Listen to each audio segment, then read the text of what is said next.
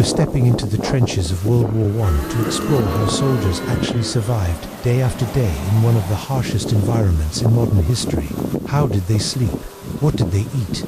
How did they stay warm, stay sane, and keep going when the world around them seemed to collapse into chaos? Beyond the battles and the history books lies a deeply human story of endurance, routine, fear, friendship, and small moments of comfort carved out of unimaginable conditions. If you enjoy calm, immersive history that brings the past to life, make sure to like this video, subscribe to the channel, and share your thoughts in the comments below. And if you want to continue exploring life on the front lines, be sure to check out our related videos waiting for you. Let's climb down into the trench and discover what survival really meant in the Great War. Now, close your eyes for a moment, and imagine standing knee-deep in cold mud. The air smells of damp earth, smoke, and something far worse. Rats scatter in the darkness. Artillery rumbles in the distance. And this narrow trench carved into the scarred earth is now your home. Dawn comes slowly to the western front. It does not rise bright and golden. It seeps in. The thin grey light spreads over fields that were once farms, once quiet places where wheat bent in the wind and cattle moved like dark shapes in morning mist. Now the land is torn open. The soil is not smooth. It is churned, flipped, and broken, as if giants have clawed at it in the night. This is the Western Front, 1914 to 1918, a long scar stretching across France and Belgium. It began to harden after the stalemate that followed the First Battle of the Marne. The armies tried to outflank each other, racing north in what historians call the race to the sea. But no one won that race. They simply ran out of space, and so they dug. At first, the trenches were temporary. A quick scrape in the earth, something to hide behind, a shallow ditch to survive the next burst of rifle fire. No one imagined they would become home, but artillery changed everything. When the shells began to fall in steady rhythm, when machine guns stitched the open fields with lines of death, standing in the open became impossible. The only safe direction was down, so men with shovels carved into Europe. From a distance, the front line did not look dramatic. There were no shining castles or towering walls, just low ridges of dirt and zigzag lines barely visible from afar. But step closer, and the earth opens. A trench is not just a ditch, it is a wound, a narrow, jagged cut in the land, reinforced with sandbags and wood, deep enough to swallow a man whole. In the early morning, mist hangs over no man's land. That stretch between opposing trenches. It is quiet now. The guns are resting. For a few minutes, you could almost pretend the war has paused. A bird might even dare to cross the sky. Then, somewhere in the distance, a low boom rolls across the fields. Not loud, just a reminder. The day will not stay gentle. The trench itself is cold. The walls are damp clay. Sandbags sag with moisture. Duckboards line the floor to keep boots from sinking into mud. Water pools in shallow dips. The smell is a mix of wet soil, unwashed wool, smoke, and something metallic that lingers in the air. This is not a battlefield in the heroic sense. It is a habitat. Men live here. They eat here. They sleep here. If sleep can be found at all. They write letters here. They joke here. They shiver here. When people imagine the Great War, they sometimes picture bright uniforms and dramatic charges across open ground. But that image belongs to August 1914. By winter, romance was buried under mud. The war became industrial, organized, mechanical. It ran on railways, factories, and timetables, and the trenches were the result. Artillery pieces miles away could fire shells weighing hundreds of pounds. Machine guns could cut down charging infantry in seconds. Barbed wire turned open fields into traps. In this new kind of war, courage alone could not carry you forward. The land itself became the safest shield available. So the soldiers adapted. They dug deeper. They reinforced walls with timber and corrugated iron. They built firing steps so a man could stand, shoot, and duck again. They carved small alcoves into the sides for storage. They created drainage channels to fight the endless water. Every detail was a small argument against death. It is strange, in a way. The trench was both prison and protection. Above the parapet lay danger. Snipers watched, shells searched blindly. The sky itself felt hostile, but below, in the narrow corridor of mud and wood, there was at least structure. There were routines. There were orders. The trench system grew more complex over time. Frontline trenches faced the enemy. Support trenches ran behind them. Reserve lines waited further back. Communication trenches connected them all in twisting paths. From above, the line zigzagged, so that if a shell landed or the enemy broke through, the damage would not sweep straight down the entire length. Even the shape of the trench was designed for survival. Nothing about it was graceful. It was crooked on purpose, angled to contain explosions, built with fear in mind. In the quiet moments before full daylight, a sentry stands on a firing step, rifle resting on sandbags, eyes scanning the mist. He is tired. Everyone is tired. But at dawn and dusk, there is something called stand to. Both sides expect attacks at these times, so every man must be awake, alert, ready. The light grows stronger. Shapes appear in no man's land. Craters from old shells, tangled wire, fragments of trees stripped bare, their branches blown away. They look like blackened bones sticking out of the ground. The earth remembers every impact, and yet life continues down here. A small stove smokes in a dugout. Someone coughs. Someone mutters a complaint about the cold tea. There might even be a quiet joke. Humor survives where comfort does not. It has to, because this is not a place of glorious charges or shining banners. It is a place of waiting, of enduring, of learning how to exist inside a narrow strip of earth while the world above tears itself apart. The men who live here do not speak much about victory in these early hours. They think about dry socks, about the next meal, about whether the artillery will start again, about letters from home folded carefully in pockets. Survival, not heroism, defines the trench. The land that once grew wheat now grows craters. The fields that once fed villages now swallow regiments. Every shovel mark is both shelter and surrender to a new reality. The war will not move quickly.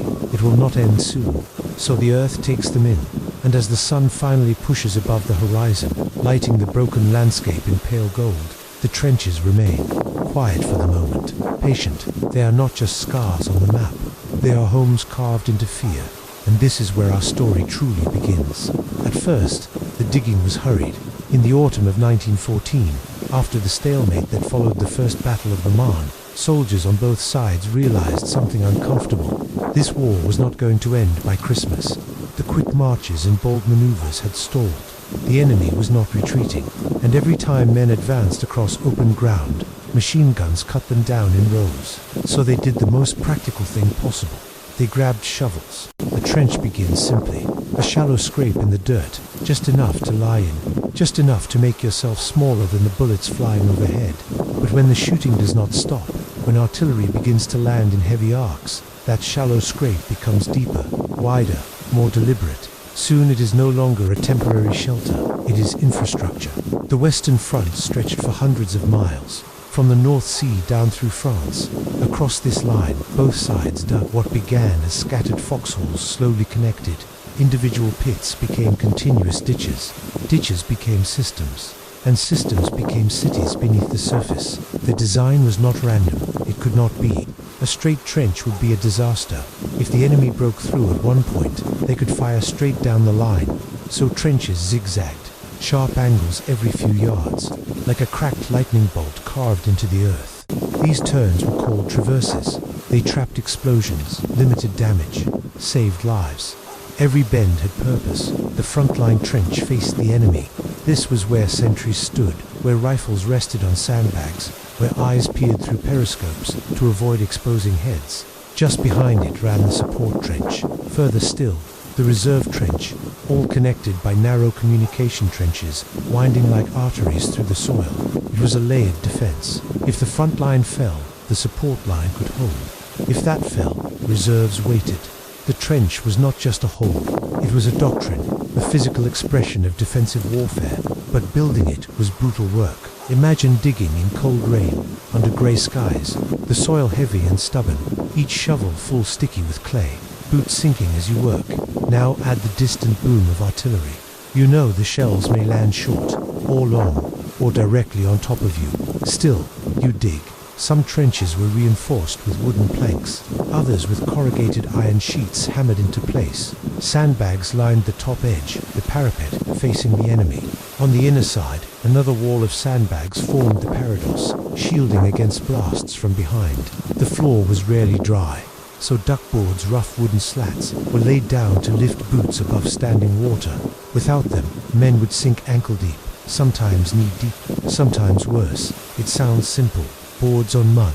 But those boards were the difference between standing and drowning slowly in filth. Labor never truly stopped. Trenches collapsed after heavy rain. Shells blasted walls inward. Sandbags rotted. Everything decayed. Maintenance was constant. At night, working parties went out to repair damage, patch walls, carry more sandbags forward. Night was safer from enemy snipers, but not from artillery. The sound of shovels striking clay became part of trench life, a dull, steady rhythm. Thud, lift, toss, thud, lift, toss. If you think about it long enough, it feels almost peaceful, almost. There was an odd transformation happening. The land resisted at first. It had been farmland, grassland, gently rolling fields, but now it was being reshaped into geometry, lines, angles, layers. War turned the countryside into architecture, and that architecture was built for survival. Height mattered, depth mattered. Too shallow, and a man standing would expose his chest to enemy fire. Too deep, and water would pool without drainage. Engineers calculated ideal dimensions, but often reality ignored theory. Soil types varied. Chalk behaved differently from clay. In some sectors, trenches held firm. In others, they slumped inward like wet cake. In places like Flanders, water was the true enemy. Dig too deep, and groundwater seeped in. The trench became a canal. So adaptation was constant. Where digging down failed, soldiers built up. They stacked sandbags higher, created breastworks above ground level. It looked crude. It was crude, but it worked well enough. There is something quietly tragic about the amount of skill poured into this effort. Men who had once farmed, worked factories, studied at universities, now experts in mud engineering, learning how to brace a wall against blast pressure, learning how to angle a trench corner to prevent enfilade fire. War made architects of them, and yet, despite all this design, the trench was never comfortable. The walls sweated moisture. Timber supports creaked. The air felt close.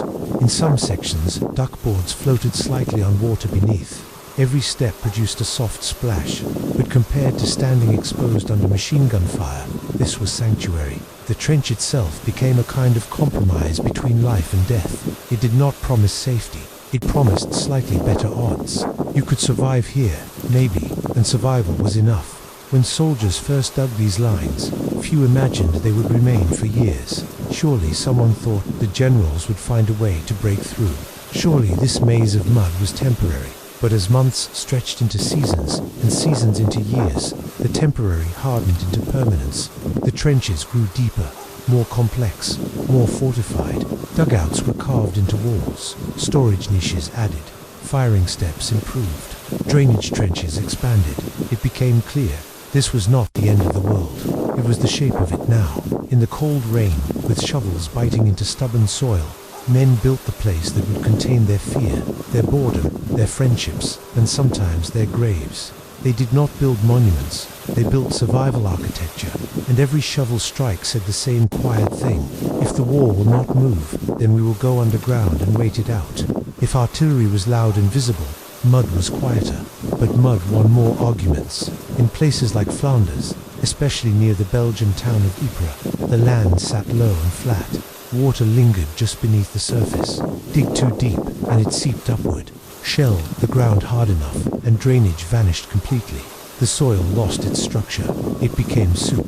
Men did not simply walk through this mud. They negotiated with it. After heavy bombardments, the landscape changed shape entirely.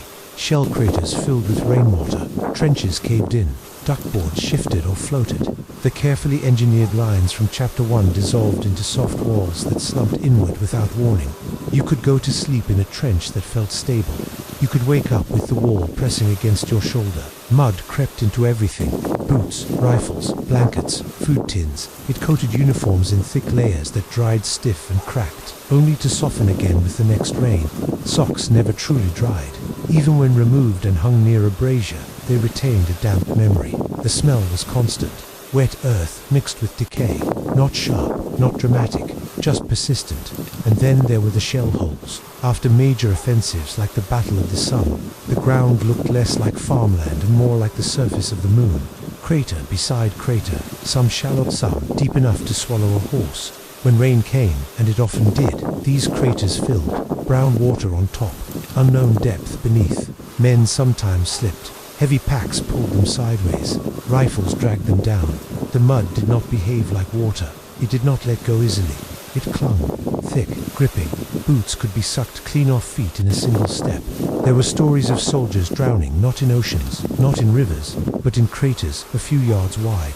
It sounds impossible, until you imagine trying to climb out of a bathtub filled with glue, while exhausted, under fire. Inside the trenches, the floor rarely remained solid for long. Duckboards were laid down to create walkways, narrow strips of wood raised slightly above the sludge, but they shifted, broke, sank at the edges. Step carelessly, and you might plunge knee-deep, or worse. Men learned to test each step.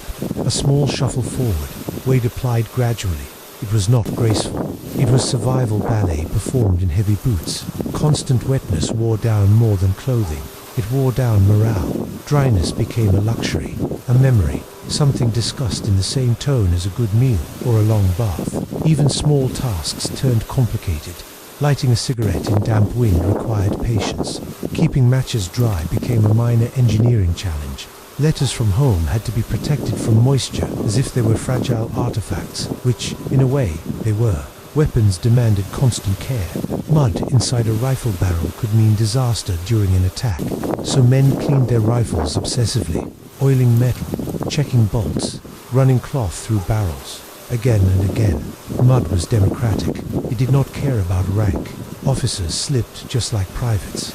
Everyone's boots carried the same weight. When trenches collapsed after heavy rain, repair parties worked in miserable conditions. Shovels sank deep with every thrust. Sandbags, already heavy, became heavier when soaked. Timber supports had to be dragged through narrow communication trenches, while artillery occasionally reminded everyone that the war was still active. There is something almost darkly comic about the endlessness of it. You build the trench, the rain undoes it. You rebuild it, the rain returns. The earth was not just a passive setting. It resisted occupation. It shifted and sagged and swallowed the neat lines drawn by military planners. Maps might show straight trenches. Reality showed curves and collapses and improvised repairs. And still, the men adapted. They learned to elevate sleeping platforms inside dugouts, to stack sandbags more securely, to dig drainage sumps at the lowest points, to rotate sentry duty so no one stood too long in freezing water. Rotation mattered. A man standing ankle-deep in cold mud for hours risked more than discomfort. Circulation slowed, skin softened, damage began quietly. We will speak of that in the next chapter, but in this chapter, the enemy is simpler. It is the ground itself. There were days when the sky remained grey and steady, rain fell without pause. Not dramatic storms, just persistent drizzle, the kind that feels manageable at first, almost harmless. By the third day, everything was soaked. By the fifth, tempers shortened, jokes thinned out. Even humor struggled when socks squelched with every step. And yet, men still found ways to laugh. Someone might claim the mud had been promoted to corporal. "It's been here longer than most of us," he would say. Or someone would point out that at least the mud did not shoot back. Small comforts. In truth, the mud was relentless. It slowed movement during attacks. It jammed artillery wheels. It clogged horses' hooves. It erased the boundaries between trench and battlefield until everything became one continuous, unstable surface. It was patient, and it was everywhere. But perhaps the most difficult part was not the physical struggle. It was the psychological weight. Mud made the world smaller, narrower, dirtier. It blurred the line between the living and the dead. Bodies could sink partially into it. Equipment vanished into it. Memories of clean streets and dry floors felt distant and slightly unreal. The war was not just fought on the land.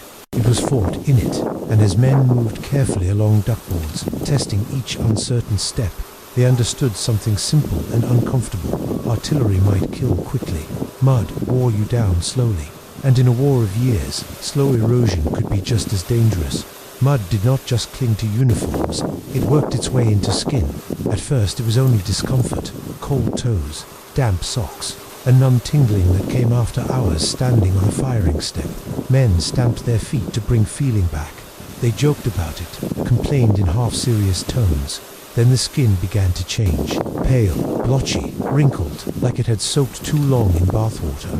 Only this was no bath. This was days, sometimes weeks, of cold, wet confinement. Circulation slowed, nerves dulled, blisters formed without being felt. This was trench foot. It did not sound dramatic. It sounded almost harmless, a minor irritation. But in the narrow world of the trenches, it could end a soldier's war. The condition developed quietly. The constant moisture softened skin. Tight boots restricted blood flow. Cold temperatures narrowed blood vessels further. Tissue starved of oxygen began to die. When feeling returned, it returned with pain. Sharp, burning, relentless. Swelling followed. The foot could double in size. Skin cracked. Open sores appeared. Infection slipped in easily. And infection, in a place without proper sanitation, was a serious threat. There were no modern antibiotics waiting in neat foil packages. Medical knowledge existed, yes, but the trench was not a hospital. It was damp, crowded, and filthy. Lice crawled through seams. Rats ran along parapets. Cleanliness required effort that conditions did not always allow. Still, the armies learned. By 1915 and 1916, officers began enforcing strict foot inspections. It became routine.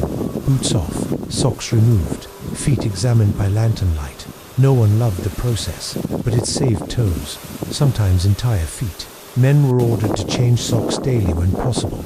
Dry socks were precious. They were sometimes issued in limited supply, so soldiers rotated them carefully. One pair on feet, one pair drying, if drying was even possible. Grease became important. Whale oil, thick and unpleasant smelling, was rubbed onto feet to create a barrier against moisture. It was not glamorous, it did not smell good, but it worked, to a degree. The ritual of foot care became part of survival. It is oddly intimate to imagine rows of hardened soldiers sitting on crates, massaging each other's feet with oil. Yet this happened. One man would rub grease into another's skin, checking for early signs of damage. They teased each other lightly, made jokes about opening a trench spa, but beneath the humor was seriousness, because losing a foot meant leaving the line, and leaving the line carried its own complicated feelings. Some men secretly hoped for a minor wound, something serious enough to send them to a hospital, but not permanent. Others felt shame at the thought of being removed. Survival and pride did not always align neatly. Frostbite added another layer of danger during winter. When temperatures dropped, wet boots became traps. Toes froze, skin blackened, pain flared, and then vanished into numbness. Sometimes amputation followed. The body, so adaptable in many ways, had limits. Lice were constant companions, tiny insects living in seams of uniforms. They fed on blood. They caused relentless itching. Scratching led to sores. Sores risked infection. Lice also spread trench fever, an illness that brought high temperature, aching limbs, and weakness. Delousing stations were set up behind the lines. Clothing was removed, heated, and treated. Steam chambers killed insects. For a brief time, men felt almost clean. Then they returned to the trenches. Within days, the lice often returned to hygiene. Without sanitation was a daily struggle. Water was limited. Latrines overflowed, if not managed carefully. Waste disposal was a constant task. The proximity of so many bodies in narrow space made illness spread easily. Medical officers did what they could. Field dressings were distributed. Small wounds were cleaned with antiseptic if available, but even a minor cut could become serious in these conditions. And yet, despite all this, many survived. Not because conditions were good, they were not, but because awareness improved. Orders became stricter. Soldiers learned to recognize early symptoms. Prevention became part of routine, just like cleaning rifles or reinforcing sandbags. There is something profoundly human about that. Faced with mud that would not retreat, with cold that would not soften, with vermin that would not disappear, the soldiers adapted. They built habits around protection, small acts of care in a place that offered very little comfort. The fragility of the human body was obvious in the trenches. Skin could break, flesh could rot, infection could spread silently. Strength could vanish over a few damp nights, but the body also endured. Men limped through pain, wrapped bandages tightly, adjusted boots, helped each other inspect swollen toes by candlelight, complained loudly about the smell of whale oil, and then applied it anyway. It was not heroic, it was practical. Survival in the trenches was rarely about dramatic moments. It was about maintenance, of weapons, of walls, of flesh, because in a war measured in years, neglecting the small things could cost you everything. So they watched their feet, they endured the itching, they accepted the awkward inspections, and in doing so, they fought a quieter battle, one against rot, against infection, against the slow unraveling of the body itself. The mud tried to claim them piece by piece. They answered with grease, dry socks, and stubborn attention. Sometimes that was enough. If mud was constant and damp was relentless, then rats were enthusiastic. They thrived in the trenches. The war provided them with shelter, warmth, and grim as it sounds, food, plenty of it, abandoned rations, scraps, and, in the worst cases, the bodies of the fallen buried to shallow or left in no man's land. These were not small, shy field mice. These were large, well-fed trench rats, bold, quick, intelligent in the way animals become when survival depends on it. They moved confidently along parapets, slipped through dugouts, ran across sleeping men without apology. You could wake up in the night and feel something brush your arm. That was usually your cue to sit up quickly. Soldiers tried everything, shooting them, trapping them, throwing boots in their direction, but the rats returned. There were always more. The trenches formed a perfect ecosystem. Destruction above ground, abundance below. Some men gave up trying to eliminate them and instead gave them names. If a rat was going to share your dugout for weeks, you might as well call him Sergeant or Kaiser. Dark humor softened disgust. One soldier reportedly claimed that at least the rats did not care about rank. They treated generals and privates exactly the same, in a strange way that felt almost fair. Then there were the lice. Unlike rats, lice were not visible companions. They lived quietly in the seams of uniforms, in collars, along waistbands. They bit constantly. Itching became background noise, like distant artillery. Men scratched until their skin grew raw. Shirts were removed and seams examined by candlelight. Tiny insects flicked away with fingernails. It was a losing battle. Trench fever spread this way, transmitted by lice. High fever, splitting headaches, bone-deep aches that made even standing difficult. It rarely killed, but it weakened, and weakness in a trench was dangerous. Delousing rituals became part of life. On quieter days, soldiers might strip down and hold their uniforms over a flame, trying to kill insects in the seams. It was not particularly effective, but it felt proactive. Steam chambers behind the lines offered more thorough treatment. Clothing baked in high heat, men temporarily freed from crawling irritation. They would return to the front feeling almost new. Within days, the itching resumed. The grotesque slowly became ordinary. At first, a rat chewing through a food sack was shocking. Later, it was an inconvenience. At first, scratching in public felt embarrassing. Later, everyone scratched. Pride faded quickly when survival required indifference. There is something important here. Humans adapt not only to danger, but to disgust. The trench stripped away certain comforts, privacy, cleanliness, control. You learned to eat near mud, to sleep near noise, to ignore the small body darting past your boot in the dark. You learned not to think too deeply about what fed the rats, and yet humor survived. Men wrote about the rats in letters home, often exaggerating their size to almost mythical proportions. As big as cats, some claimed. Others insisted the rats had grown so large they were applying for enlistment. Laughter was a shield. It transformed horror into something manageable. If you could joke about the rat stealing your biscuit, you could momentarily forget the larger chaos beyond the trench wall. There were small victories too. A successful trap, a shared cheer when someone managed to chase a rat from a dugout. Minor triumphs, but meaningful, because control was rare. The war decided where shells landed. Commanders decided when attacks happened. Weather decided when trenches flooded. But catching a rat, that felt personal. The presence of vermin also reinforced a difficult truth. The trench was close to death. Even when no battle raged, reminders lingered. The smell of decay carried in damp air. The restless movement of animals that fed on what humans left behind. This proximity forced normalization. You could not recoil every time a rat appeared. You would exhaust yourself. Instead, you adjusted your boundaries, raised your tolerance, allowed absurdity to sit beside you. And in that adjustment, something interesting happened. The trench became less alien, not comfortable, never comfortable, but familiar. The rats ran their routes. The lice itched predictably. The men scratched, swore lightly, and carried on. Meals were eaten. Letters were written. Sandbags were filled. Life, stubborn and strange, continued in narrow corridors carved from soil. Survival in the trenches was not only about avoiding bullets, it was about coexisting with discomfort, accepting that perfection was gone, accepting that cleanliness was temporary, accepting that sometimes, in the middle of the night, a rat might inspect your boots with professional curiosity, and you would sigh, roll over, and go back to sleep if the artillery allowed it. Because in a place where control was scarce, endurance mattered more than outrage. The rats stayed, the lice stayed, and the men, incredibly, stayed too.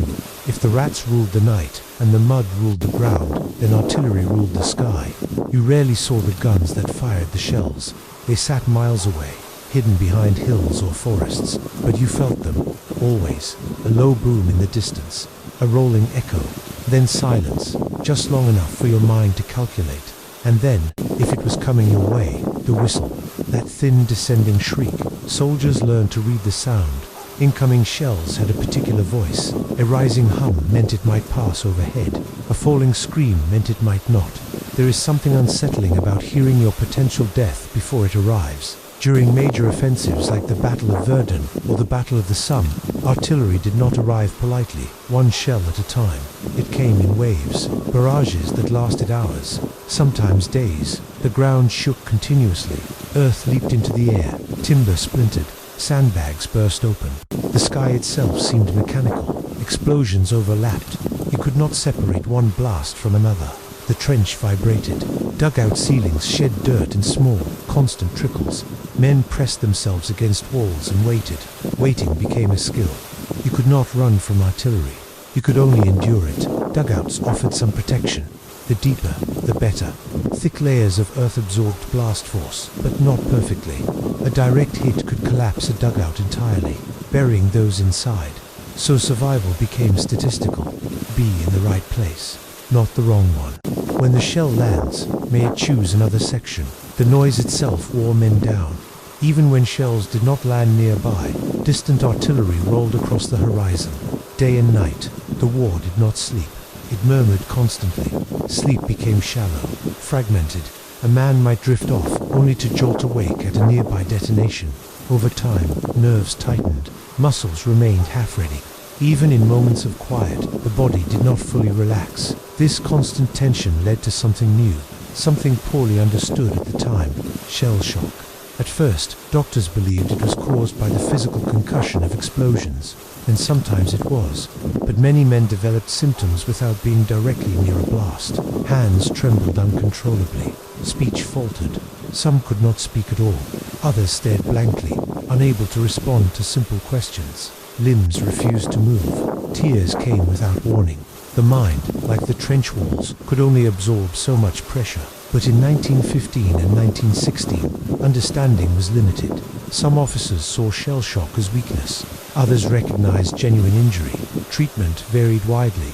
Rest behind the lines helped some. Others were sent back too soon. The sound did not just damage ears. It altered perception. During intense bombardments, men described losing track of time. Minutes stretched, hours blurred.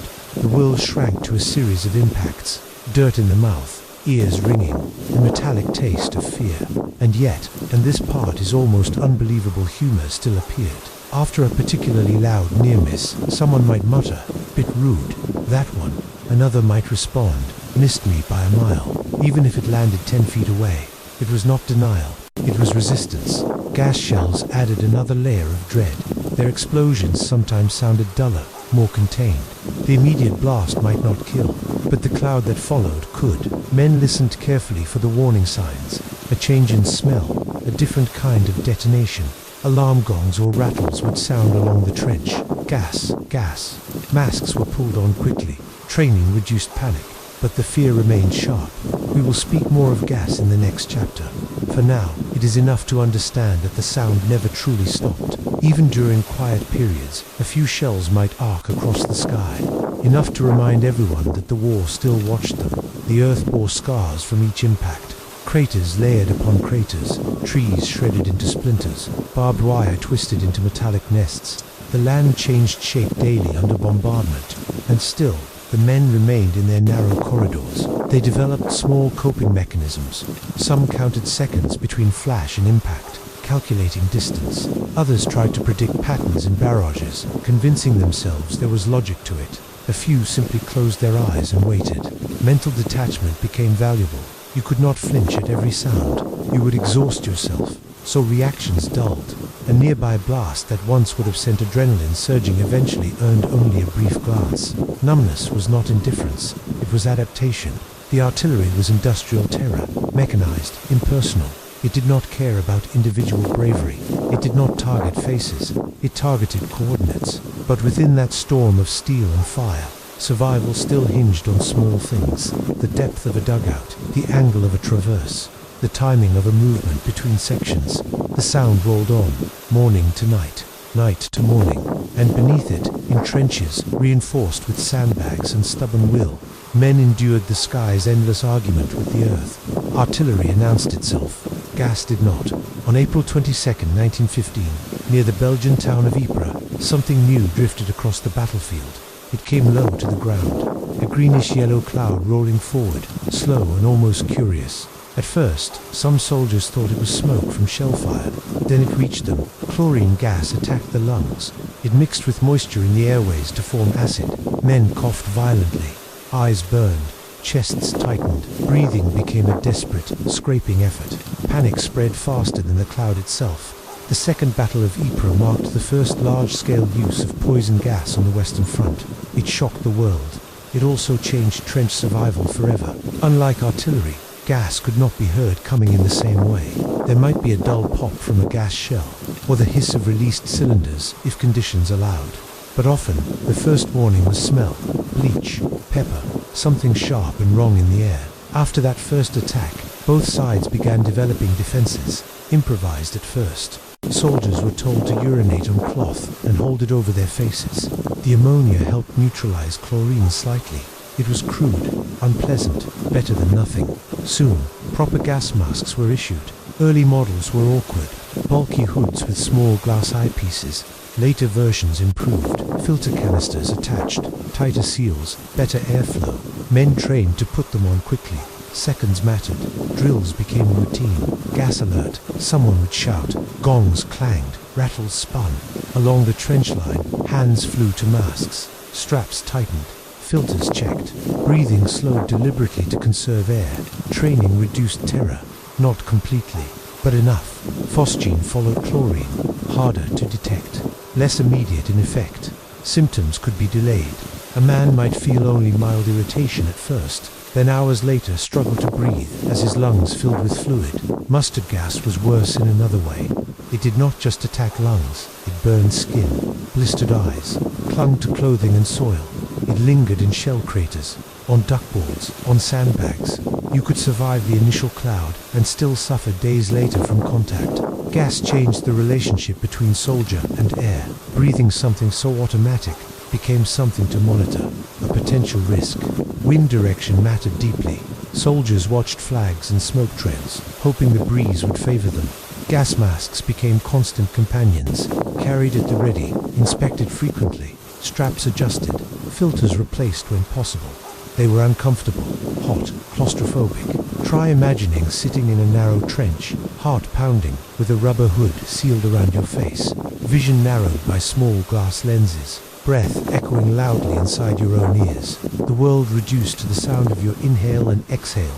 Now add the knowledge that outside the mask, the air itself is hostile, yet even here, adaptation occurred. Men practiced moving and firing while masked, learned hand signals to replace muffled speech, joked about how everyone looked like strange insects. If my mother could see me now, someone might say, voice distorted through rubber. Humor again. It did not erase fear, but it gave it edges. Gas attacks were often unpredictable. Sometimes a cloud would drift toward enemy lines only to shift suddenly with a change in wind.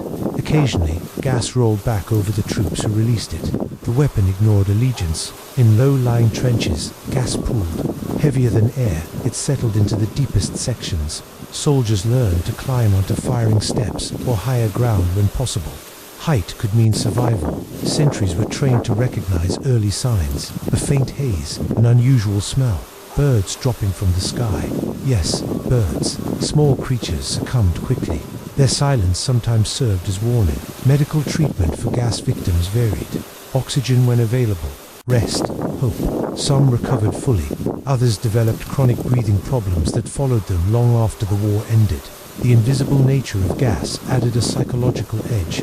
You could see barbed wire. You could hear artillery. But gas crept quiet, subtle. It transformed the most basic element of life into threat. And yet, even this did not empty the trenches. Men adjusted. Masks were worn. Alarms maintained. Procedures drilled repeatedly. Panic replaced with routine, as much as possible. Because survival depended not just on courage, but on discipline. When the gong sounded, you did not think. You acted. Mask on. Seal tight. Breathe slowly. Wait for the cloud to pass. The war had invaded the sky. It had invaded the ground. Now it invaded the air itself. Still, the trenches remained occupied.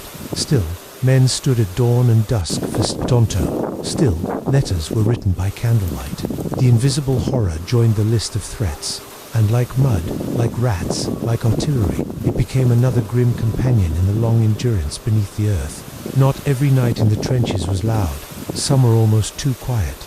After the artillery faded and the last light slipped behind the broken tree lines, darkness settled over the front.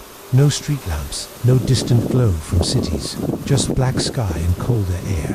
Night was dangerous. It was also busy. The trench might seem still from a distance, but beneath the surface, movement increased. Repair work began.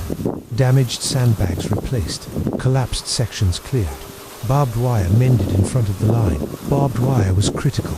It slowed enemy advances, tangled attackers under machine gun fire, but artillery shredded it constantly. So at night, small working parties climbed over the parapet and into no man's land to fix it. Imagine stepping out of the trench into darkness, so thick you can barely see your own hands. The ground uneven with shell craters, the wire twisted like metallic vines. You move slowly, quietly, trying not to rattle anything. Across the darkness, the enemy is doing the same. Sometimes you could hear them. Low voices, the clink of metal, a cough quickly stifled. Both sides understood the unspoken rule. Night repairs were necessary. Shooting at every sound would escalate things quickly, but accidents happened. Nerves frayed. A sudden flare might light the sky white for a few seconds, turning every figure into a silhouette. When flares burst overhead, men froze.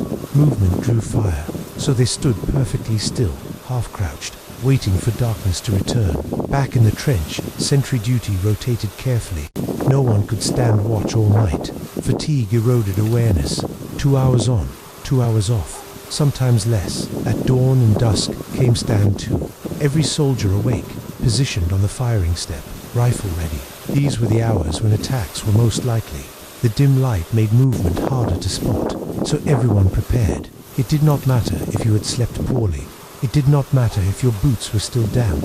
You stood. Sleep itself became a strange, fragmented thing. Men slept in snatches, in dugouts carved into walls, on narrow bunks or directly on duckboards if space ran out. Helmets sometimes remained close by, just in case. A deep, uninterrupted sleep was rare. The mind hovered just below full rest, always aware that a whistle, a shell, or a shouted warning could pull you upright instantly. Waiting became its own kind of stress. An attack was terrifying, yes, but it was also clear. The enemy was advancing. You responded. There was motion. Waiting had no shape. You waited for the next bombardment, the next gas alarm, the next rumor of an offensive. You waited for mail, for rations, for orders. Time stretched strangely in the trench. A single night repair could feel endless. Minutes dragged as men worked in darkness. Then suddenly it was dawn again, and the cycle reset. Some soldiers developed small habits to anchor themselves, counting steps along the trench, marking days on bits of wood, rereading old letters repeatedly, memorizing lines from songs. Routine created an illusion of control. Morning tea, even if lukewarm, cleaning your rifle, checking your kit, writing a short note home if paper was available. These actions told the mind, something is stable here, even when nothing truly was.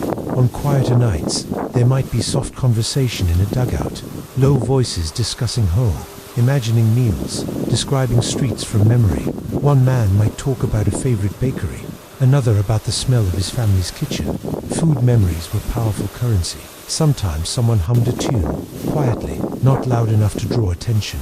Music drifted gently along the trench, blending with distant artillery like an unlikely duet. The enemy sometimes sang to her across no man's land. Faint voices might carry in the still air, different language, same melody.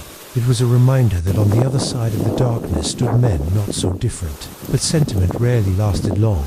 A flare would burst, a shot would crack. Reality returned sharply. Sleep deprivation took its toll. Irritability increased. Reactions slowed. Jokes became thinner. Even small inconveniences felt larger at 3 in the morning with cold seeping into boots. And yet, somehow, the line held. Men learned to function while tired, to nap quickly when given 10 minutes, to wake instantly at a whisper, to repair wire with stiff fingers and quiet concentration. The nights between attacks were not restful. They were maintenance shifts in a world that never fully powered down. Darkness covered the scarred land gently, almost kindly. But beneath that cover, survival required vigilance, so the men waited for dawn, for orders, for the next sound that would break the fragile stillness. And when morning came again, grey and slow, they climbed onto the firing step, rubbed sleep from their eyes, and prepared for whatever the day decided to bring. Amid the mud, the rats, and the endless roar of artillery, the world outside the trenches seemed almost unreal. Soldiers knew it existed. They had families, homes, streets, and routines that were no longer theirs, but it felt distant, as if separated by a thick pane of glass. Letters became the bridge. Receiving mail was an event, however small. A package from home could bring biscuits that weren't soggy, a photograph of a smiling sister, or a neatly folded letter written in familiar handwriting. Even in damp, cramped dugouts, men treated these items with reverence. A candle flickered nearby while a soldier carefully unfolded paper, breathing in a faint trace of ink and the scent of home. Writing letters was a lifeline to ink and pen in hand. Men described the trenches carefully, aware of censors. Certain words were forbidden. Battles had to be skirmishes or operations. Casualties were toned down. Yet the effort to convey something real persisted. We're muddy, tired, but alive. One might write, sent more socks. These letters did more than pass time. They preserved sanity. They reminded soldiers of life beyond mud and wire. A soldier could hold a letter to his chest, read it over and over, and feel the warmth of another world. A world without gas clouds, shell craters, or rats. Sometimes letters were read aloud in dugouts. Men huddled together, sharing words from home, laughing at jokes, sighing at news, letting a brief humanity wash over them. One man might describe a neighbor's strange hat or a local fair. Another might read a line about a baby's first steps. The trench became a theater where life beyond the war played, if only for a few minutes. The act of writing was similarly grounding. It allowed reflection. It allowed soldiers to sort thoughts and maintain a connection to their identity beyond the mud and rifle. Some scribbled quickly between sentry shifts, ink smeared by damp fingers. Others took painstaking care, folding letters so they would fit neatly into envelopes, even when the paper had softened from trench humidity. Mail also carried hope.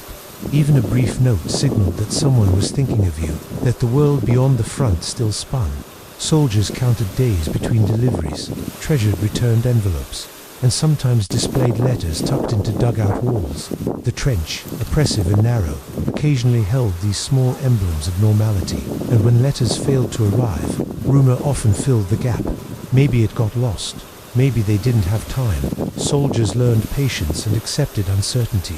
But still, the anticipation of news became a rhythm alongside stand to and sentry duty. Through letters, soldiers maintained an anchor to civilization. Each line of ink, each pressed signature, was a reminder that the war was a layer over life, not life itself. The written word kept the mind tethered, offered glimpses of love, humor, and ordinary life, and in the quiet moments, allowed men to endure the chaos surrounding them. Survival was not just physical in the trenches, it was also emotional. Letters fragile, damp, often smudged, provided proof that the world beyond the mud still existed, and that, somehow, life might continue when the war ended. For soldiers, the words of others became more than messages. They were a form of armor. They were a way to remember themselves as humans, not just as soldiers, mud-stained and exhausted, waiting for dawn. And so, with pen in hand or a letter carefully held, men connected their fragile reality in the trenches to a world that seemed almost imaginary. sustaining themselves one word at a time. Life in the trenches was harsh. Mud, rats, lice, shellfire, gas. The list of enemies was endless. But in that narrow, chaotic world, a peculiar kind of intimacy grew. Men depended on each other completely, and out of necessity, a deep camaraderie emerged, a brotherhood forged in mud and fear. The war did not leave much room for choice. You could not pick your neighbors. You could not choose the men next to you on the firing step or in the dugout. But together, you had to survive. And survival demanded trust. "Watch my six," one soldier would say, sliding down into a crater to help another repair a collapsed sandbag wall. A phrase as simple as that carried enormous weight. In the trenches, someone's six was not just a position on the battlefield. It was life, literally. Shared suffering created micro-communities that were surprisingly close-knit. Soldiers from the same towns or regions often enlisted together in what were called pals battalions. They knew each other's families, backgrounds, quirks. They joked in familiar dialects, teased one another about hometown gossip, or argued lightly over who could carry the heaviest pack. In other words, they built a social network in the middle of hell. But even when strangers were thrown together, bonds formed quickly. Shared adversity accelerated intimacy. When a shell exploded nearby and dirt rained down over the parapet, you did not run alone. You held hands with your neighbor, pulled him out of a collapsed trench corner, checked for injuries, and swore that if one of you survived, you would make it back together. That was the rhythm of survival. Humor became one of the most vital forms of resistance. It did not erase fear, but it gave it edges. Trench jokes were dark, absurd, sometimes obscene. Soldiers created nicknames for officers, often based on their quirks or expressions, mocking authority in a way that kept morale alive. They carved little images in wood and metal, crude trench art of skulls, rifles, and caricatures. They wrote parody songs and newsletters, carefully hidden from prying superiors. These small acts of levity were essential. They transformed a trench from a mere line of defense into a space that could feel human. However briefly, imagine a muddy dugout where men, exhausted from hours in knee-deep water, burst into laughter over a misheard command or a ridiculous pun. The sound bounced between sandbag walls, blending with distant artillery into a strange soundtrack of survival. Sharing rations was another binding ritual. Food was scarce and often unappetizing. Bully beef, hardtack, cold tea. Yet soldiers rationed carefully and, when possible, shared. A tin of biscuits could become a communal treasure. A thermos of hot tea passed quietly from hand to hand could brighten a grim morning. Simple acts of generosity reinforced trust, and trust kept men alive. Hunger was constant, but solidarity mitigated despair. Grief, too, was communal. When a soldier fell, either in the line or to illness, the trenches observed their own rituals. Men paused briefly to acknowledge the loss, sometimes laying a small piece of personal item atop the trench parapet, whispering the name of the fallen. Tears were rare, but not absent. Humor returned after a pause, a delicate dance between remembrance and the necessity to carry on. Letters from home reinforced this sense of community. A soldier might read aloud a message from a family member, letting the warmth of distant life seep into the cold, wet walls of the dugout. Others would listen, comment, tease, and share in the vicarious connection. For a few minutes, the trench became more than a hole in the ground. It became a place where life outside the war mattered, where hope still existed, and where men reminded one another that they were not alone. Physical acts of protection reinforced brotherhood as well. Soldiers often checked each other's feet for trench foot, applied grease, helped adjust wet uniforms, and even shared dry socks when they had them. A minor gesture, handing over a spare pair of gloves, holding a lantern while a comrade cleaned his rifle, or offering a hand across a flooded trench, could mean the difference between suffering and survival. These gestures, repeated countless times, became rituals of trust. Sometimes, the brotherhood extended beyond just survival. Small competitions, who could carry the heaviest sandbag, or repair the most meters of barbed wire, introduced a sense of play. Humor, physical challenge, and shared accomplishment reinforced bonds in a space that constantly tested limits. Laughter became a survival mechanism, a subtle rebellion against a world where death was always nearby. The emotional labor of this connection was subtle but profound. Men supported each other through fear, illness, and exhaustion. They listened to worries about home, worries about survival, and even small complaints about food or duty. No complaint went unheard. By acknowledging it, by responding with empathy or humor, soldiers preserved mental resilience, not just for themselves, but for the group. Each act of recognition reinforced the invisible scaffolding that kept men upright. Shared routines also strengthened brotherhood. Sentry duty rotations, trench repair schedules, and ration distribution all required cooperation. A man could not shirk responsibility without endangering his neighbors. In this way, duty became communal, intertwined with survival. Observing protocol was not just obedience, it was care. And care, in this context, was life. And yet, there were moments when the absurdity of it all shone through. Soldiers would give nicknames to trench sections, labeling them Piccadilly Circus or Suicide Corner, humorously naming places of constant danger. They would anthropomorphize rats, treating them as quasi-fellow soldiers, even sharing stolen biscuits with them. These little absurdities created a shared language, a secret culture that outsiders could never understand. Humor softened reality without denying it. Death remained a constant companion. But even in grief, men found solidarity. They buried comrades carefully when possible. They maintained small rituals of respect. Sometimes, they would pause in the middle of repairs, offering a silent nod toward a fallen friend. These gestures, while brief, reinforced a crucial truth. They were not alone in facing the horrors. They were a team, a network of resilience, a living shield for one another. This brotherhood shaped the war experience as much as bullets, or gas, or mud. The trenches could have been spaces of total despair, but through connection, humor, care, and shared routine, men carved out life. They created small islands of humanity in a sea of destruction, and survival, in the trenches, was never purely physical. It was emotional, mental, and social. The men who endured were not invincible. They were human, fragile, sometimes broken, but they persisted because they could lean on each other. Each shared task, each joke, each moment of care built a network stronger than the mud, the rats, or even the artillery. In the end, the trenches were not only a battlefield, they were a crucible of brotherhood. Life in mud and fear-forged ties that, for many men, would last a lifetime. And amid the smell, the exhaustion, and the constant presence of danger, these bonds became the most reliable form of protection. A shield, no shell, no gas, and no trench collapse could entirely destroy. For soldiers, the mud and the rats could not kill connection.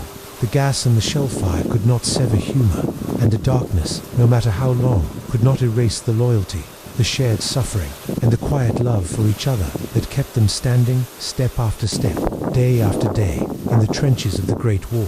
Hunger in the trenches was almost a constant companion, lurking quietly beneath the more immediate threats of mud, rats, and artillery. Soldiers rarely went truly starved, but the line between enough and too little was narrow. Rations were designed for efficiency, not enjoyment, and they often arrived late, soggy, or damaged. The most famous item in the soldiers' diet was bully beef, tinned corned beef that smelled strongly and tasted. Functional, open a tin, and you faced dense, greyish slabs of meat. Some soldiers joked that you could build a wall with it if you ran out of sandbags. Others insisted that if the tin survived the journey through mud and shellfire intact, it deserved a medal. Hardtack biscuits were another staple. Rock hard and flavourless, they were more useful for keeping in a pocket as a makeshift hammer than for eating. Soldiers sometimes softened them in tea or soup, but even then, the crunch lingered. Yet in a strange way, these staples became comfort. You knew what to expect. Predictability in the trenches was rare. Even slightly stale food could feel reassuring. Tea, when it was available, was a lifeline. Even lukewarm, slightly muddy tea provided warmth and a fleeting sense of normalcy. Soldiers would huddle in dugouts, passing around mugs, sharing jokes and memories as the liquid steamed between their hands. Rum rations were another small luxury, a sip here or there to ward off chill, to lift spirits, to forget, briefly, that the mud seemed endless. Improvisation became necessary. Soldiers cooked when they could, using makeshift stoves, scavenged fuel, and whatever containers were on hand. A small fire, a tin of water, and a half tin of bully beef could turn a cold, grey evening into a slightly brighter one. The act of cooking, stirring, heating, smelling the aroma was itself a form of survival. It reminded soldiers that they were alive, not just enduring. Food also carried social importance. Sharing rations was a subtle way of saying, "I've got your back." One man might split a tin of biscuits with a comrade who had none, or pour half his tea into another's mug. These acts of generosity reinforced the micro-communities that had formed under fire. Survival was collective. You ate together. You endured together. You joked together. Sometimes, the absurdity of trench food inspired humor. Soldiers would invent new names for their rations. Bully beef became iron steak or brick meat. Hardtack was teeth, testers or wooden wafers. These jokes were small, but they were vital. Humor transformed despair into a shared experience, reminding men that even here, laughter was possible. Rations were also a morale tool. A small treat from home, a chocolate bar, a piece of cake, or a letter mentioning a fresh loaf of bread could elevate spirits more than any official announcement or order. Soldiers treasured these items as symbols of life beyond the mud. Even something as minor as a sugar cube sparked hope and connection, but scarcity was constant. Supply lines were vulnerable. Weather, shelling, and poor transport often meant delays. Soldiers learned to stretch rations, to ration small luxuries, to hide prized items for later. Clever improvisation kept hunger from turning into despair. Each tin saved, each biscuit preserved, was a tiny victory. Food, ultimately, was more than sustenance. It was ritual, distraction, and a psychological anchor. Eating even the same greyish, soggy bully beef every day created moments of routine. It reminded men that some parts of life could still be controlled, even in a place designed to strip control away. In the trenches, warmth, taste, and the simple act of sharing mattered as much as bullets and sandbags. Soldiers survived, not only because of weapons or strategy, but because they preserved small human rituals. A sip of tea, a split biscuit, a laugh over the absurdity of hardtack. Even in the coldest, muddiest, and most dangerous corners of the front, food remained a lifeline. It was medicine for the body, bomb for the mind, and glue for the brotherhood that kept men standing day after day. Hunger reminded them they were human. Sharing reminded them they were together. And in a world where control was scarce and danger ever present, these small acts were powerful, because sometimes survival did not mean running, shooting, or ducking artillery. Sometimes survival meant passing the last bit of hardtack to the man next to you, smiling through exhaustion, and remembering that life, however difficult, however absurd, continued, even in the trenches. Not every moment in the trenches was defined by mud, rats, or shellfire. Amid the chaos, rare glimpses of calm appeared, fleeting pauses where soldiers remembered that life existed outside the front. These were quiet, almost sacred moments, and they offered more than comfort. They were survival. One of the most famous examples came during the 1914 Christmas truce. On a freezing winter morning, along stretches of the Western Front, German and Allied soldiers cautiously emerged from their trenches. For hours, bullets did not fly. Instead, voices called across no man's land. Songs carried over the shattered landscape. Men shook hands, exchanged small gifts, cigarettes, chocolates, even tiny tokens of home. They helped bury the dead with dignity. These moments were surreal. In one trench, a soldier recalled sharing a laugh with an enemy who had been firing at him days before. They spoke of hometowns, families, and football teams. For a brief stretch of time, the war melted away. Humanity prevailed over fear. Even outside formal truces, smaller gestures of kindness appeared nightly or during lulls in the fighting. A tin of tea passed to a neighbor, a biscuit split with a man whose ration had been delayed. A song hummed softly in a dugout to mask fear and bring warmth. These simple acts reminded men that camaraderie was not just about enduring shellfire. It was about preserving dignity, empathy, and identity in a place designed to strip them away. Soldiers also carved moments of creativity into their environment. A crude sketch in a dugout wall, a tiny wooden carving of a bird or a ship, a short poem scratched onto a piece of paper. These acts were small rebellions, affirming that the human spirit could endure even in mud and death. Shared music was particularly powerful. Singing in unison or softly around a candle created a sense of unity. It reminded soldiers that they were more than cannon fodder, that even in the trenches they could create something beautiful, however fragile. Some letters home mentioned these songs, recounting lyrics to mothers and sisters. They became threads connecting the trench to the world beyond. Prayer and reflection also offered solace. Makeshift chapels appeared in dugouts, often just a cross or a small shelf with religious texts. Soldiers of different faiths quietly marked their traditions, sometimes together, sometimes separately. These moments allowed contemplation, grounding men in something larger than the constant threat of artillery or gas. Even small conversations provided relief.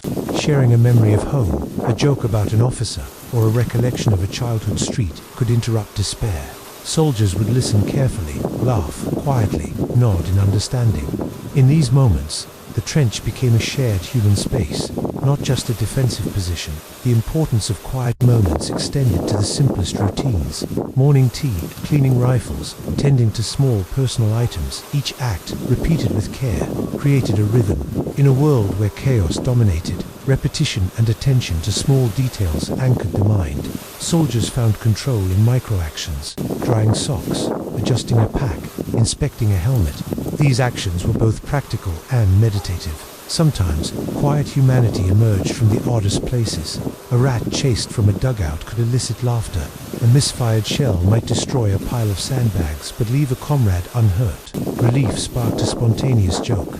Even in terror, absurdity persisted, and humor became a lifeline. These moments were often brief. The war could return at any second.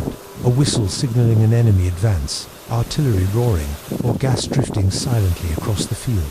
But they mattered precisely because they were fleeting. Soldiers remembered them. They clung to them as proof that life could exist alongside death. Quiet acts of kindness and reflection also strengthened the brotherhood.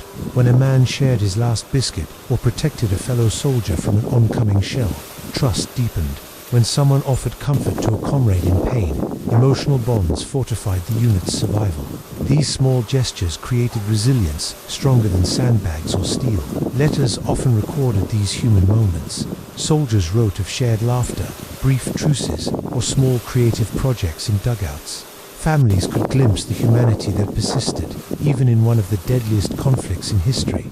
For soldiers, documenting these details was itself a way of coping, affirming that they remained human despite the surrounding horror. In the trenches, survival was not only measured in days lived or bullets avoided. It was measured in the ability to sustain hope, to preserve identity, and to act with kindness. Quiet humanity, a song, a shared smile, a prayer, a simple joke, became a lifeline. It reminded soldiers why they endured and whom they were fighting for. Sometimes, a soldier would close his eyes and imagine home, the smell of bread baking, the laughter of siblings, the warmth of a mother's embrace. These mental snapshots were small escapes, but powerful ones. They provided strength to endure another day, another night, another barrage. In essence, these moments of quiet humanity were armor.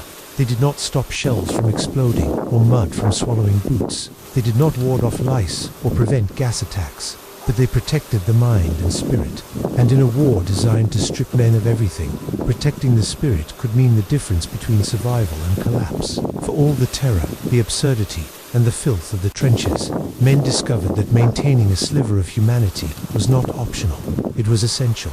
Shared songs, small acts of kindness, and fleeting truces reminded soldiers that they were more than the mud and blood around them, that they could endure not only physically, but morally and emotionally. And in those rare, fragile moments, when a song carried across no man's land, when tea passed quietly between comrades, when laughter broke tension, the trenches briefly felt like more than a grave. They felt like life itself, stubborn and unyielding, persevering even in the shadow of industrialized death. These were the moments soldiers remembered, not the artillery alone, not the mud, not even the rats, but the shared, fleeting instances of humanity that gave meaning to survival and kept them going, one long, cold, and dangerous night at a time. The phrase "going over the top" might sound almost cinematic, even heroic. In reality, it was terrifying. For soldiers in the trenches, it meant leaving the relative safety of earthworks and stepping into a hellscape, no man's land. A stretch of scarred, shell-cratered land, filled with mud, barbed wire, and the bodies of those who had tried before. Dawn often marked the moment. Stand 2 had been observed for weeks, preparing men mentally. Helmets strapped, rifles checked, bayonets fixed. The whistle blew, and then they climbed the ladder out of the trench. Feet slipped in mud, hands caught on wet timbers. The first step onto open ground was surreal, quiet, cold, and terrifying. The landscape itself seemed alive. Craters churned with rainwater, Jagged barbed wire stretched in impossible tangles. The smell of cordite, mud, and decay hung heavy in the air. Shellfire might still be falling, and machine gun bullets shredded the space between trenches. There was no place to hide. Every movement was dangerous, every step calculated. Soldiers learned quickly that luck often mattered more than courage. A man could sprint across a few meters unharmed, while another fell to a machine gun burst for a minor misstep. Decisions made in seconds determined life or death. Training and discipline were essential, but randomness ruled the battlefield. Attacks were synchronized, regimented. Artillery barrages would begin hours earlier, trying to destroy enemy wire or trenches. Men crouched in their lines, waiting for the whistle, for the order to climb out. The barrage often lifted just as they advanced a cruel trick. You moved forward, hoping the artillery had done enough, hoping that bullets wouldn't find you first. Communication was limited. Officers shouted orders across the chaos, often unheard over explosions and gunfire. Signals like flags, whistles, or runners were employed. Miscommunication was common. Survival often depended on anticipating what your unit would do, or instinctively following a comrade. No man's land itself was nightmarish. Mud could trap boots, craters hid spikes, bodies and shell fragments. The terrain slowed even the strongest men. Some crawled across, dragging rifles, carrying packs of supplies. Others ran, sprinting from shell hole to shell hole, hoping speed might outweigh exposure. Machine guns were relentless. The enemy had perfect fields of fire over the open ground. Men were mown down in seconds. Screams and shouts blended with the whine of bullets and the rumble of distant artillery. Even those who survived the first few meters faced hours of exhaustion, mud, and terror. Gas could also accompany the advance. Chlorine, phosgene, or mustard gas drifted over the battlefield, sometimes blown back by shifting winds. Masks became necessary, even as men sprinted. Vision narrowed, lungs burning. The air itself was a weapon, yet, in the madness, small strategies mattered. Men used craters as cover. Groups advanced in waves. Officers coordinated pauses and suppressive fire. Improvised ladders and planks helped cross shell holes. Every bit of preparation was vital. But even the best plans could fail in a second. Psychologically, going over the top was exhausting. Fear surged with every step, but men had to act. Hesitation meant death. Numbness became a protective mechanism. Soldiers often reported a strange detachment, moving automatically, reacting instinctively, ignoring pain or fear. It was survival by instinct. Some found humor, however grim, even in these moments. A whispered joke about an officer or the absurdity of the mud could ripple across a few men. Dark humor created a momentary shield against despair. You laughed not because it was funny, but because it reminded you that you were still human. Once an objective was reached, the work did not end. Trench lines had to be held, barbed wire repaired, positions fortified, casualties cared for. The living and the dying were often side by side. There was little time for grief. It had to wait until you survived the next shelling, the next patrol, the next wave of attack. The reality of going over the top emphasized a harsh truth. Heroism was not always about courage in the traditional sense. Survival depended on a combination of discipline, luck, and the support of comrades. A man could be brave, skilled, and cautious, yet still fall to chance. And yet, they went, day after day, wave after wave, because the war demanded it, because orders demanded it, because leaving the trench meant risking everything, and staying meant waiting for the same inevitable. The mud, the barbed wire, the shell holes, all these elements tested every limit. Some men never made it across no man's land. Some did, but carried wounds or trauma that would last a lifetime. The landscape was a mechanical predator, indifferent to courage or planning. Yet there was triumph. 2 small, fragile victories. Captured enemy trenches, rescued comrades, a brief hold on higher ground. Every survival, every step forward, was celebrated quietly, often in exhausted silence. Rations shared. Cigarettes passed, a pat on the back. The smallest gestures mattered. In the trenches, these assaults defined life. They were terrifying, exhausting, and arbitrary, but they also bound men together. Those who survived over the top understood each other in ways civilians could not. Shared fear, shared effort, shared survival. These forged bonds that endured beyond mud and blood. And when soldiers returned to their trenches, muddy, wet, and exhausted, they did so with a mix of relief and anticipation. Relief that they survived, anticipation for the next time, because the war demanded repetition, and survival required endurance. To go over the top was to confront death, chaos, and absurdity all at once. And yet, step by step, men endured, relying on training, instinct, luck, and the unspoken trust of their brothers beside them. It was a dance with mortality, choreographed by necessity, guided by courage, and punctuated by fleeting, human moments of humor and camaraderie. The trenches claimed many, but those who returned carried knowledge that survival was not just skill or bravery. It was presence, awareness, and the quiet determination to take the next step, and the one after that, across the cruel, scarred earth of no man's land. In a place designed to crush the body and mind, humor became a weapon, not the kind you throw across no man's land, but the kind that shields the spirit, lifts a fellow soldier, and reminds you that you are still human. In the trenches, laughter was survival. Life in mud, lice, and constant shelling was absurd. Soldiers recognized it. They leaned into it. Dark jokes became currency. A man slipping in the mud would be met with a groan, followed by a wry comment. Gravity's got a new recruit. Humor acknowledged the horror without letting it control them. It turned fear into something bearable, if only for a moment. Trench newspapers were one avenue for satire. Improvised newsletters, often scrawled by hand or crudely printed, circulated among men. They mocked officers, lampooned regulations, and even lampooned the mud itself. One newsletter might feature a fictional announcement: new regulation, all mud must be neatly stacked in corners by dawn. Non-compliance will be punished by more mud. Soldiers read, laughed, and felt a fleeting sense of agency in a world that offered almost none. Songs and parody lyrics were equally important. Soldiers rewrote popular tunes with trench-specific lyrics. A cheerful marching song could become a ballad of trench rats, hardtack, or endless mud. Singing together created solidarity. It reminded men that even in chaos, they could create rhythm, voice, and joy. Music became a brief escape, a shared heartbeat amidst the mechanical terror of war. Carved trench art was another outlet. Soldiers carved initials, small figures, or crude messages into wood, shell casings, or other materials at hand. Some created miniature weapons or animals. Some mocked their own predicament.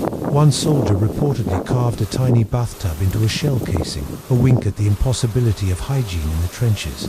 These objects became private jokes, tangible reminders that wit could survive alongside suffering. Even routine observations sparked laughter. Mud-caked boots could be compared to pottery experiments gone wrong. Rats were anthropomorphized and named. The endless repetition of sentry duty, cleaning rifles, or mending wire became fodder for inside jokes. Sharing these observations strengthened bonds. Humor reinforced trust, reminding soldiers that they were more than tools of war. Humor also provided perspective. A well-timed joke could cut tension, reset nerves, or help a soldier regain composure after a terrifying barrage. It was not denial. Soldiers knew the danger was real, but humor allowed a mental pause, a way to reclaim agency in a place where control was almost non-existent. Practical jokes occurred too, though rarely. A harmless scare, a swapped helmet, or an exaggerated story of a rat attack could elicit laughs that lingered. These small pranks reminded men that they could still surprise each other, manipulate their environment in small ways, and assert personality amid uniformity. Even officers sometimes participated, cautiously. A sharp comment turned into a laugh, or a sarcastic remark on trench conditions created a shared moment of relief. It blurred hierarchy just enough to remind men that everyone endured, everyone suffered, and everyone relied on humor to survive. Yet humor was also communal therapy. Soldiers would joke about situations too painful to discuss directly, naming the trench mud the enemy's cousin, or exaggerating an attack as a game, allowed men to process trauma indirectly. It became a coping mechanism. By laughing at absurdity, soldiers could acknowledge danger without being overwhelmed by it. Dark humor persisted in letters home as well. Soldiers sent witty notes to family, describing the trenches with exaggerated absurdity. They wrote about rats like loyal companions, or about endless rain as a mischievous prank from the sky. These letters reassured families while allowing soldiers to retain perspective, blending honesty with levity. Humor, ultimately, became a survival tool as vital as boots, rifles, or rations. It strengthened bonds, alleviated mental strain, and created pockets of life in spaces designed to kill.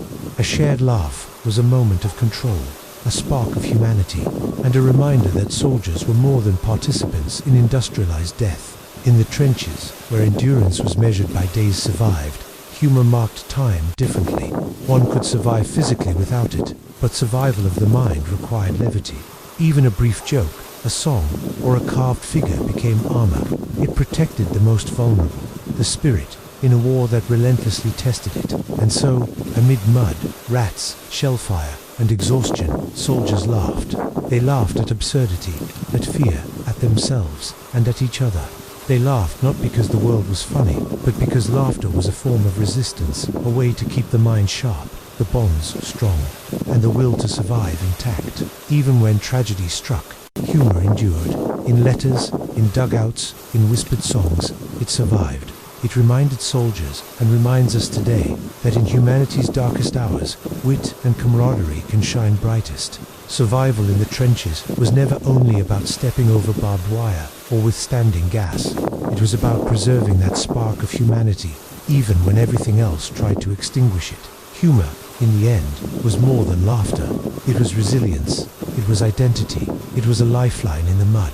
And for soldiers facing endless days of death and chaos, it was as necessary as food, water, and a dry pair of socks. If mud, rats, gas, and artillery tested the body, then shell shock tested the mind. Soldiers endured more than physical exhaustion. They endured relentless psychological assault. The human brain was pushed to its limits, and sometimes beyond. Shell shock, an early term for what we now recognize as PTSD, was first observed in the first months of the war. Soldiers would tremble uncontrollably, lose the ability to speak, collapse during attacks, or experience complete emotional numbness. Officers often misinterpreted these symptoms as cowardice. Friends sometimes did too. But the mind, after months of terror, was overwhelmed, and survival required more than physical endurance. The symptoms were varied. Tremors in the hands, uncontrollable shaking, stuttering, or mutism could appear suddenly.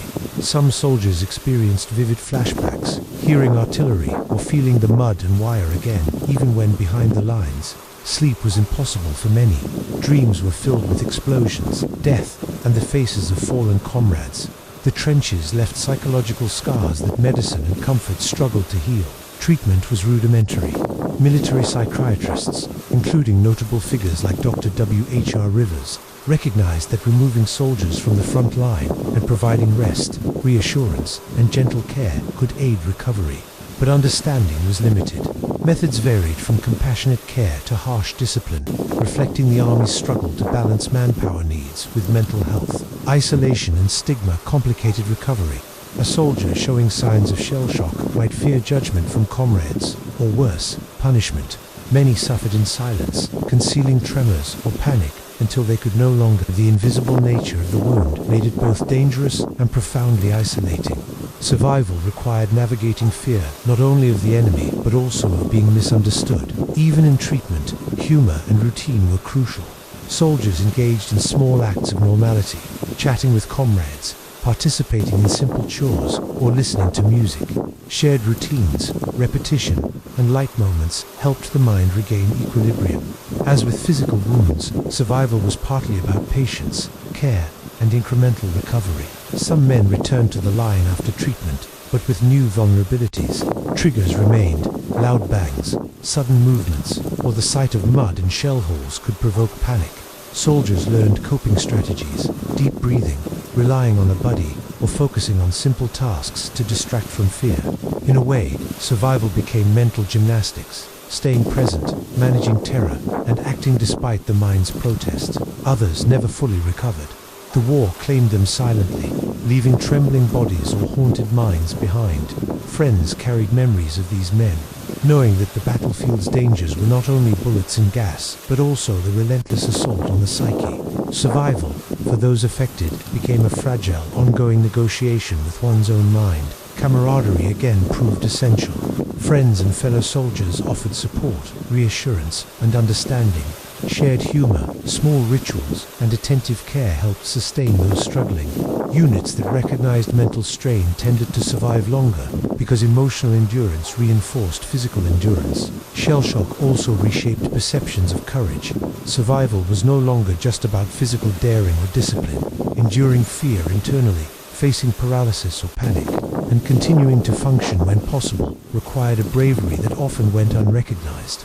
The mind could be as vulnerable as the body, and surviving both was extraordinary. Families, too, played a role. Letters and visits could provide stability, reassurance, and a sense of purpose.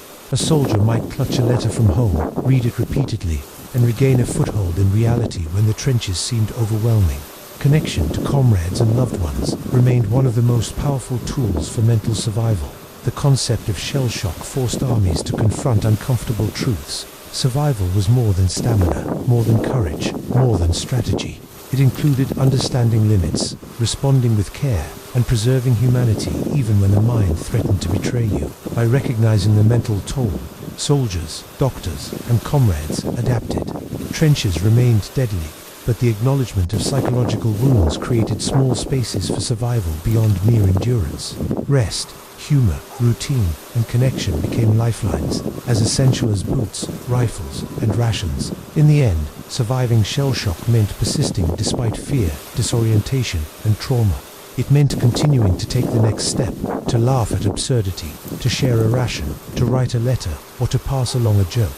The mind could break, but care, connection, and human ingenuity offered a chance to rebuild.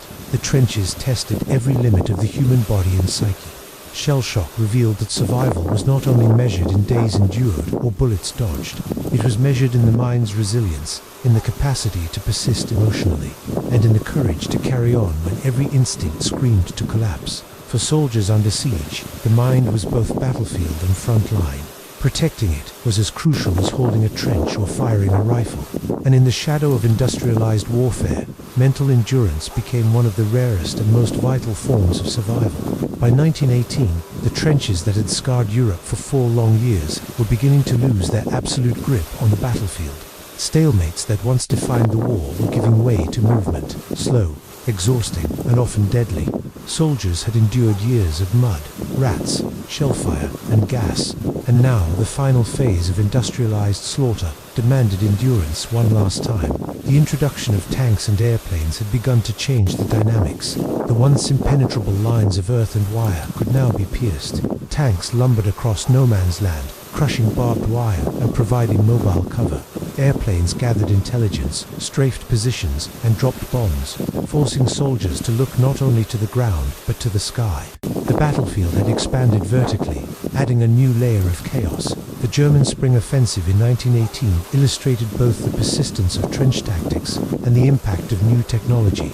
Waves of infantry advanced behind creeping artillery barrages, attempting to break Allied lines. The trenches still offered protection, but the war's industrial and technological evolution made survival more complex.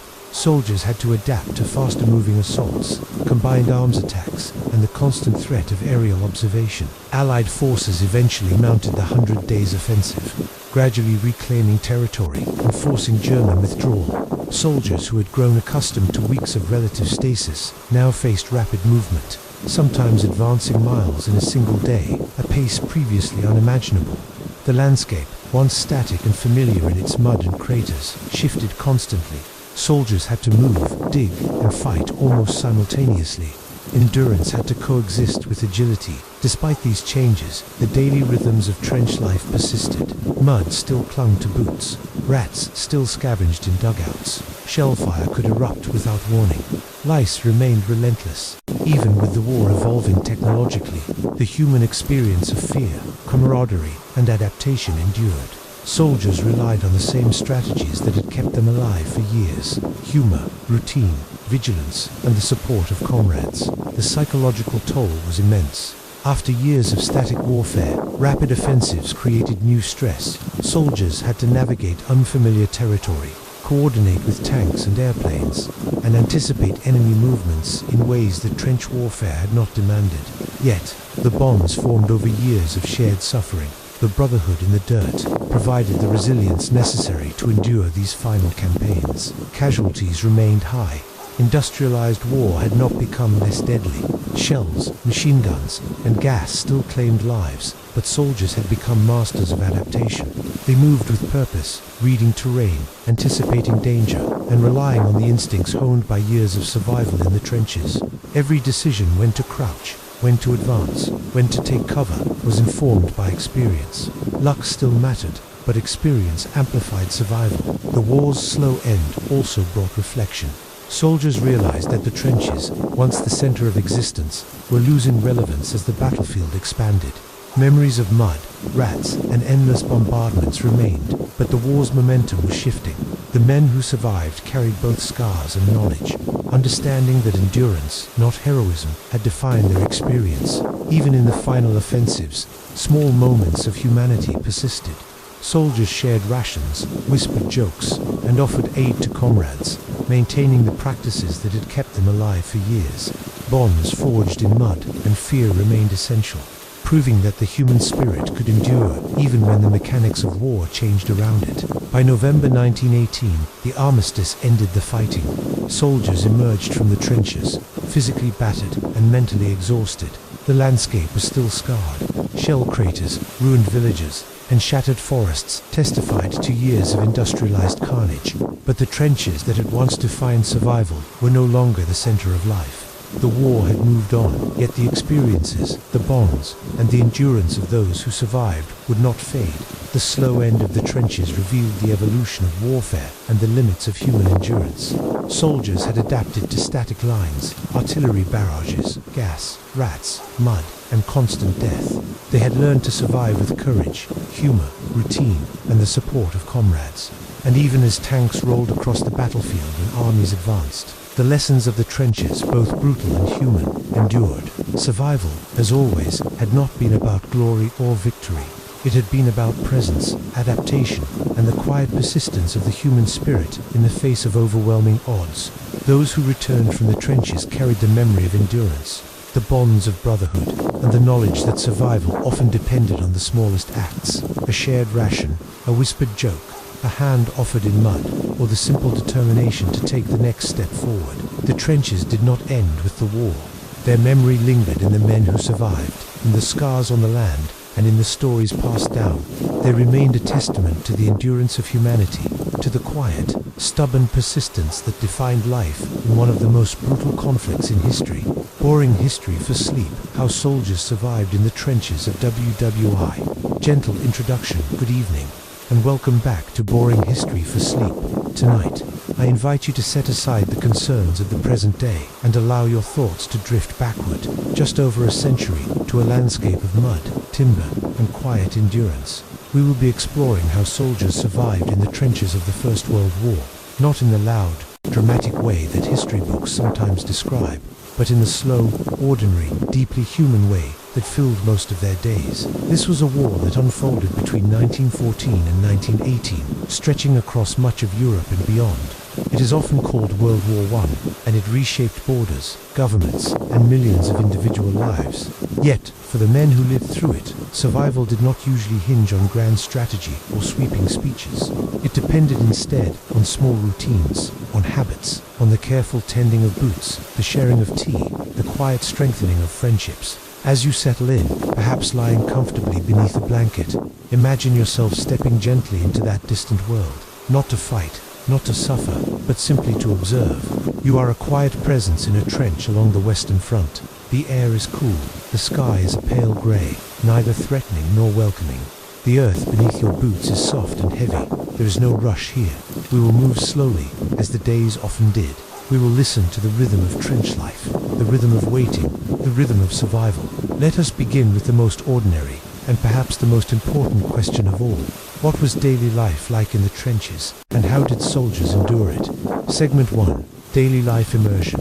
The rhythm of the trenches. Imagine yourself waking before dawn. There is no alarm clock, only the faint stirring of the men around you, a low murmur of voices, the quiet scrape of boots against wooden duckboards. The trench is narrow and deep, its walls reinforced with sandbags and timber planks. The earth presses in on both sides, cool and damp. holding the night's moisture. This is the Western Front, a long line of trenches stretching from the North Sea down through Belgium and France. Soldiers from Britain, France, Germany, and many other nations occupy parallel lines, sometimes separated by only a few hundred yards of devastated land, known as no man's land. The day begins with what soldiers called stand to, before sunrise, and again before sunset. Every man must be awake and at his post. These were the times when attacks were most likely. So, in the dim light of early morning, you would find yourself standing on a wooden fire step, peering over the parapet. The horizon is a blur of mist and broken trees. Everything feels still. You wait, and in that waiting, survival begins. The architecture of survival. The trenches themselves were not random ditches. They were carefully designed systems. A frontline trench faced the enemy. Behind it, connected by communication trenches, were support and reserve lines. Dugouts were carved into the sides, some shallow and temporary, others reinforced with timber and corrugated iron. If you run your fingers along the trench wall, you might feel the rough weave of sandbags, slightly damp. Beneath your boots are duckboards, wooden slats laid down to keep feet above the mud. When the rains came, and they often did, the trench floor could fill with water. Without duckboards, a soldier might stand ankle-deep for hours. The mud was not merely inconvenient, it was heavy, persistent, clinging to boots and uniforms. It slowed movement and chilled the body. Over time, constant dampness could lead to a painful condition known as trench foot, where skin softened and broke down. To prevent it, soldiers were instructed to change socks regularly, to dry their feet when possible, and to rub them with whale oil as a protective layer. So survival was found in small acts: changing socks, checking boots, draining water from a flooded corner, reinforcing a sagging sandbag wall. Life in the trenches was a constant maintenance of the immediate environment, a quiet battle against water, rot, and decay. Food and the comfort of routine. By mid-morning, the tension of stand to had eased. The trench settles into a slower rhythm. Food arrives, usually carried up through communication trenches under cover of darkness or early dawn. For British soldiers, rations often included tinned meat, sometimes called bully beef, hard biscuits, tea, and occasionally jam or cheese. The biscuits were so hard they might be softened in tea before eating. Imagine holding a small metal mug. Steam rises gently. The tea is strong and slightly smoky. It warms your hands. Around you, men sit on overturned crates or rough wooden benches, quietly chewing, quietly sipping. Meals were simple, repetitive, and not always fresh, yet they marked time. Breakfast, midday meal, evening ration. In a world where days could blur together, food created structure. Structure creates stability, and stability helps survival. Occasionally, parcels arrived from home, wrapped in paper, tied with string. Inside might be chocolate, tobacco, knitted socks, or a handwritten letter.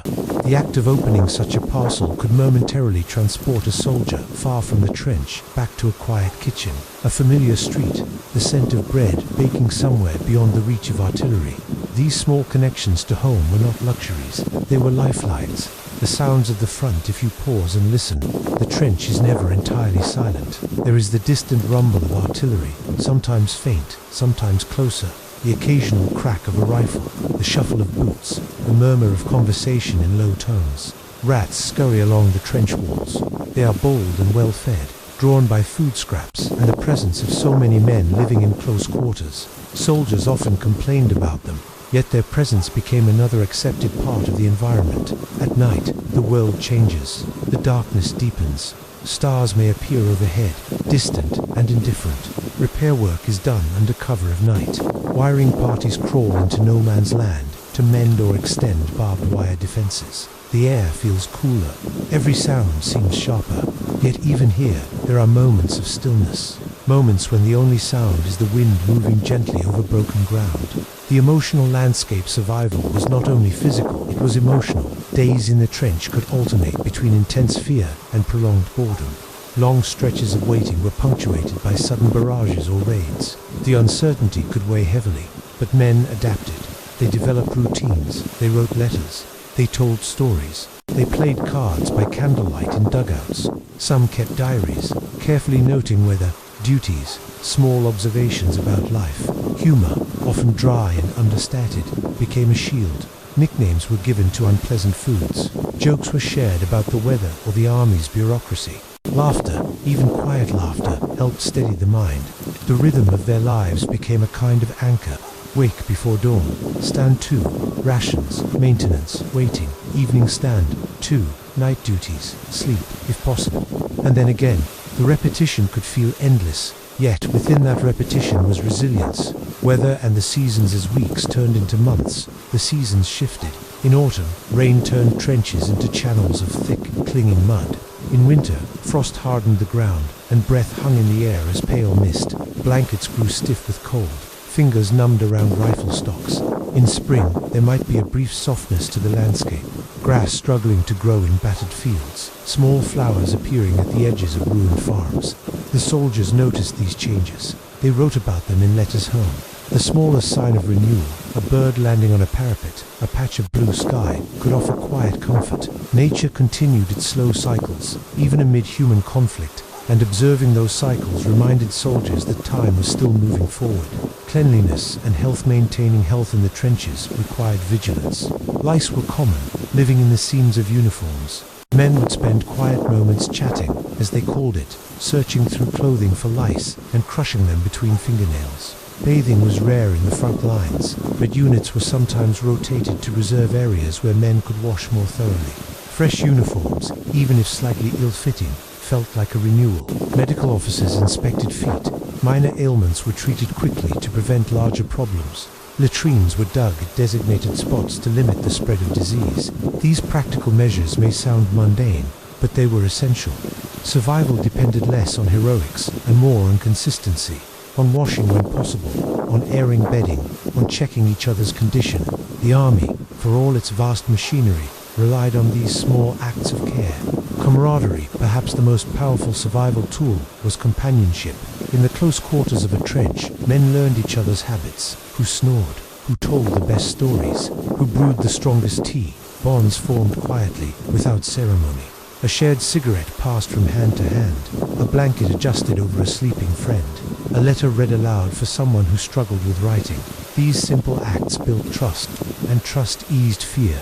Many veterans later said they fought less for abstract ideals and more for the men beside them. The trench was not only a defensive structure, it was a small, temporary community. Within that narrow strip of earth, life continued in miniature with its own routines, frustrations, comforts, and small joys. The end of a day, as evening approaches, light fades gradually. The sky turns from grey to deeper blue. Once again, stand to is called. Rifles are checked. Eyes scan the horizon. Afterward, if no attack comes, men settle into their dugouts. The candle flickers. Someone hums a tune softly. Boots are loosened. Equipment is set carefully within reach. Sleep comes in fragments, a few hours at a time, light and restless. And yet, morning will return. The rhythm continues. In this steady repetition, in tea mugs warmed between chilled hands, in socks changed with care, in letters folded and refolded, soldiers found the means to endure. Survival in the trenches was rarely dramatic. It was built from patience, from routine, from small acts repeated day after day. And as we gently leave this frontline trench behind, brushing the damp earth from our sleeves, we begin to wonder about the individuals who navigated this world. Not just anonymous figures in uniform, but specific lives shaped by these conditions. In our next segment, we will follow one such life, tracing the quiet determination of a soldier whose experience reflects the broader story of endurance on the Western Front. When you are ready, simply say continue, and we will move softly onward. The war is over, but the land is not forgotten. Years of mud, blood, and steel left marks that neither time nor greenery could fully erase. Fields once tilled for crops now bore craters, trenches, and shell fragments. Trees that had survived the first artillery still stood, but twisted and scarred. Beneath the soft grass, rusted helmets, broken rifles, and bones lay hidden, silent witnesses to the endurance of soldiers who had lived, fought, and sometimes died in these trenches. Walking across former battlefields today, it is easy to forget the horrors that once dominated them. Gentle hills roll under a quiet sky. Birds sing, children play, but the earth carries memory. Shell holes remain, water-filled and eerily still. Cemeteries mark where life ended and honor begins. Each grave, each monument, each marker is a testament to survival and loss, to endurance rather than glory. The scars of trench warfare linger not only on the land but in memory and story. Survivors carried them home, in bodies, in minds, and in hearts. Shell shock, amputations, and trauma endured long after the mud was left behind. Men who had shared rations, jokes, songs, and fears in dugouts returned to civilian life, changed forever. Bonds forged under fire persisted, quietly shaping communities and families in the decades that followed. Survival in the trenches had never been about heroism in the romantic sense. It had been about persistence, taking one step after another through mud, gas, and fear, sharing the last biscuit, laughing at absurdity, holding a comrade's hand, writing a letter home, singing a song. These acts, small and human, became shields against despair. They were the tools soldiers wielded against the relentless machinery of industrialized warfare. The landscape of the Western Front is now peaceful, yet beneath the calm lie reminders of endurance. Unexploded shells remain, occasionally unearthed, a stark reminder that even decades later, the echoes of war are tangible. War cemeteries, manicured and solemn, remind us that survival was precious, fragile, and often arbitrary. The earth remembers those who endured, as do the stories passed down through generations. Today, the trenches are gone in many places, filled in or reclaimed by nature. Yet the memory persists in history books, in letters, in photographs, in the monuments scattered across Europe. They remind us that survival is not always heroic or dramatic. Often, it is quiet, stubborn, human. It is enduring the cold, the mud, the rats, the fear, and the laughter. It is persisting when the body and mind demand surrender. It is reaching out to the person beside you and sharing a small comfort in the midst of chaos. The soldiers who lived through trench warfare remind us that survival is layered, physical, mental, and emotional. Mud could swallow boots, artillery could shatter bodies, and gas could invade lungs. But friendship, humor, routine, and connection preserved minds and spirits. These small, human acts mattered as much as any weapon, ration, or strategy. And so, as we walk through the peaceful fields today, we remember the endurance it took to survive in the trenches, the small acts of humanity that kept men alive, and the quiet heroism of those who faced unimaginable conditions without surrendering entirely to despair. The earth, scarred yet resilient, holds these memories, and through them we glimpse the strength of the human spirit, stubborn, frail, but unyielding. Survival in the trenches was never about glory.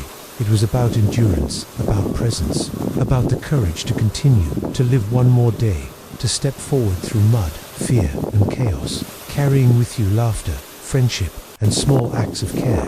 The war ended, but the earth remembers, and so do we, as we leave the trenches behind and the distant echoes of artillery fade into silence.